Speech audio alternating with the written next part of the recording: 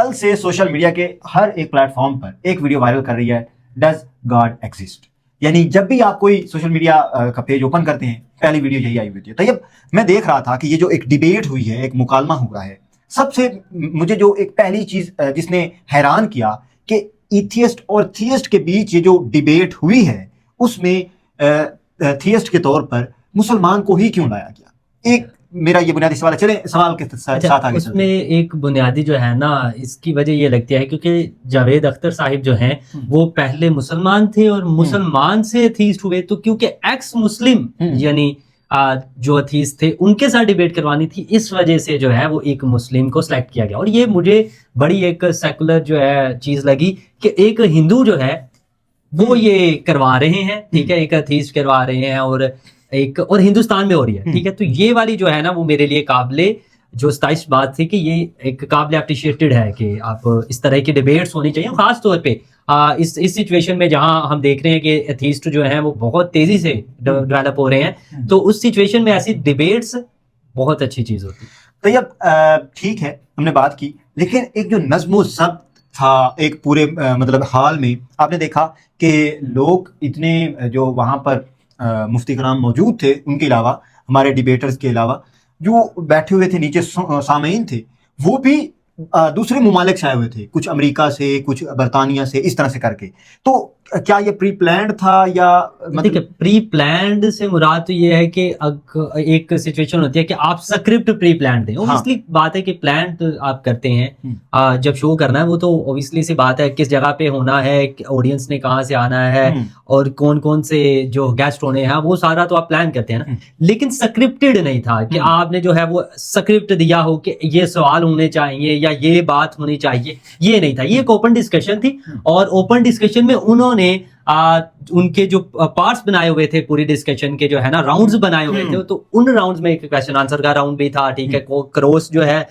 وہ ڈسکشن کا راؤنڈ بھی تھا، پھر آپ کو جو ہے وہ ڈائس پہ آ کے 2 راؤنڈز ملے تھے، وہاں کے اپنا جو ہے وہ نقطۂ نظر جو ہے وہ واضح کرنا. تو یہ ایک راؤنڈ کی جو ہے راؤنڈز کی شکل میں ہوا تھا اور اوپن ڈسکشن تھی. اور یہ واضح کرتا ہے کہ جب بھی ہم ایک اپنے کسی ایک بڑے مقصد کے لیے چھوٹے چھوٹے گولز طے کرتے ہیں، یعنی اس کو سیگمنٹس میں کر دیتے ہیں. سیگمنٹس میں کریں گے، اسی لیے اگر آپ دیکھیں گے جب بھی ہم مناظرے کی بات کرتے ہیں خاص طور پہ، تو ہمیں ایسا ڈیکورم نہیں ملتا. اور کل بھی ہم نے دیکھا کہ لاسٹ پہ کہیں نہ کہیں جب کویسچن آنسر کا سیشن تھا تو اس میں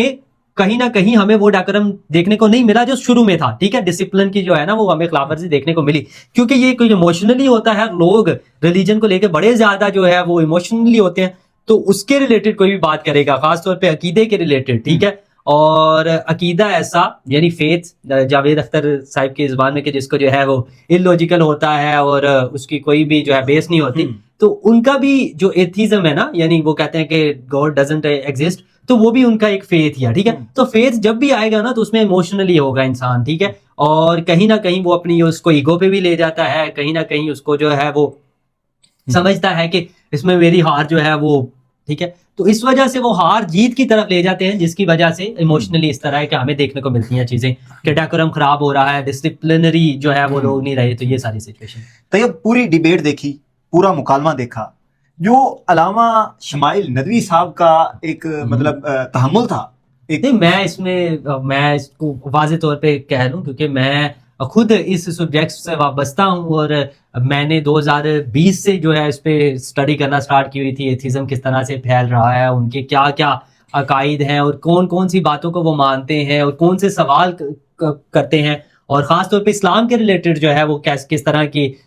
جو ہے وہ باتیں کرتے ہیں. تو یہ میں نے کافی عرصے سے اس چیز کو پڑھ رہا ہوں اور اس چیز کو جو ہے سمجھنے کی کوشش کر رہا ہوں، اور میں جیسے جیسے سمجھتا ہوں تو میرا اللہ پہ یقین جو ہے وہ زیادہ ہوتا جاتا ہے، ٹھیک ہے. تو اب بات جو کی نا آپ نے کہ مفتی شمائل ندوی صاحب، دیکھیں میں ایک بات کلیئر کر دوں، مفتی صاحب کا جاوید اختر صاحب کے ساتھ مکالمہ بنتا نہیں تھا. جاوید اختر صاحب ہے ایک الگ دنیا کے، الگ دنیا سے مراد یہ ہے وہ سائنٹسزم کا، وہ کہہ رہے تھے کہ سائنٹزم کا شکار ہے مفتی صاحب. مفتی صاحب ایک آپ بات کلیئر کر لیں، جاوید اختر صاحب سائنٹزم کا شکار نہیں ہے،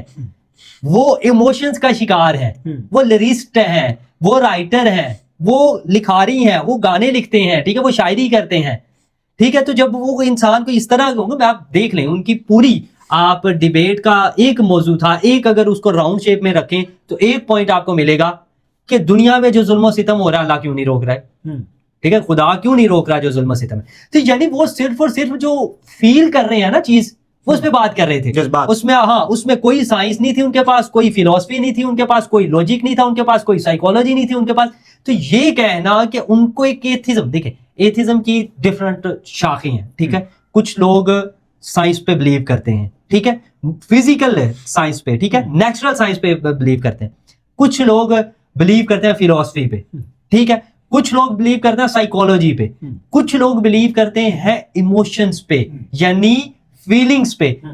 جاوید اختر صاحب وہ ہیں. اب جب فیلنگ والا انسان ہے نا تو اس کو ان چیزوں کا, جیسے آپ نے دیکھا کہ انہوں نے جب وہ والی ٹرم استعمال کی, انفینٹی ریگریس کی ٹرم استعمال کی, انہوں نے کہا مجھے نہیں آتا. کنٹینجنسی کی انہوں نے, ہاں کانٹینجنسی کی جب انہوں نے ٹرم استعمال کی, انہوں نے کہا کہ مجھے آئیڈیا نہیں ہے. کیوں آئیڈیا نہیں ہے؟ کیونکہ یہ ایک فلوسافیکل اور سائنٹیفکلی ٹرمز ہیں اور ان کو اس چیز کا آئیڈیا نہیں. کیوں آئیڈیا نہیں؟ کیونکہ ان کا یہ موضوع نہیں ہے. تو یہ ایک بات یاد رکھ لینی چاہیے کہ جاوید اختر صاحب کا ایک الگ پیراڈم تھا, ایک الگ ہی جو ہے وہ پوائنٹ آف ویو تھا, اور ان کا پوائنٹ آف ویو میں بیس تھی فیلنگز بس. میں جو اس طرح مفتی صاحب کی بات کی, آپ نے جو بات کی کہ ان کا صبر, تحمل اور یہ سب, حالانکہ ان کے دیکھیں آپ اس چیز کو واضح طور پہ کریں, ہمارے پاس سب سے بہترین جو مشل راہ ہے, جو نمونہ ہے, جو رول ماڈل ہے, وہ کون ہے؟ نبی اکرم صلی اللہ علیہ وآلہ وسلم. اور جب نبی اکرم صلی اللہ علیہ وآلہ وسلم کی بات کرتے ہیں, اور خاص طور پہ اگر مجھے تبلیغ کرنی ہے تو مجھے اپنا ویژن کلیئر کرنا چاہیے کہ مجھے لوگوں کا ہرانا, جتانا یا یہ چیزیں نہیں ہیں, مجھے کسی کو نیکی کی راہ کی طرف لانا ہے. جب ہم اس کام کے لیے جاتے ہیں تو آپ کے اندر ایگو 0% ہونی چاہیے, آپ کے اندر ایگریشن 0% ہونا چاہیے, آپ کے اندر متکبرانہ جو انداز ہے وہ 0% ہونا چاہیے. ٹھیک ہے, مجھے کہیں نہ کہیں لگا کہ مفتی صاحب نے بڑے اچھے آنسر دیے. اگر ان کے آنسرز کی بات کریں یا ان کے ویلڈ کویسچنز کی بات کریں یا ان کا جو اسکرپٹ تھا اس کی بات کریں تو وہ بہت سالڈ تھا. ٹھیک ہے, اس کا جاوید اختر صاحب کے پاس کبھی جواب ہونا ہی نہیں تھا کیونکہ ان کو ان چیزوں کا پتہ نہیں تھا. تو اگر اس چیز کی بات کریں تو وہ بہترین تھا, لیکن ان کے انداز کی بات کریں تو مجھے کہیں نہ کہیں لگا کہ وہ درمیان میں تھوڑے سے ایروگینٹ, روڈ ہوئے تھے. ٹھیک ہے, وہ نہیں تھا ہونا چاہیے. ان کا یہ ہونا چاہیے تھا کہ وہ تحمل کے ساتھ بیٹھے رہتے, بات کرتے, تاکہ مقصد واضح ہو جاتا نا. ہمارا مقصد یہ ہوتا کہ جاوید اختر صاحب کو ہرانا نہیں, ہمارا مقصد یہ تھا کہ جاوید اختر صاحب کو جو غلط راہ پہ چل رہے ہیں ان کو واپس صحیح راہ کی طرف لانا. تو یہ ایک پوائنٹ تھا. مجھے لگتا ہے کہ اس پہ زیادہ اچھے طریقے سے ریئیکٹ کر سکتے تھے مفتی اسماعیل ندوی صاحب. اس میں ہم مطلب میں بھی دیکھ رہا تھا اوورال کہ جو حالانکہ جاوید اختر صاحب کا تھا نا رویہ یا برتاؤ, جس طرح سے ریئیکٹ کر دیکھیں آپ, میں مزاح میں اس طرح سے میں نے ان کو سمپل ان کا پوائنٹ کیا تھا وہ ایموشنل, ٹھیک ہے, ایموشن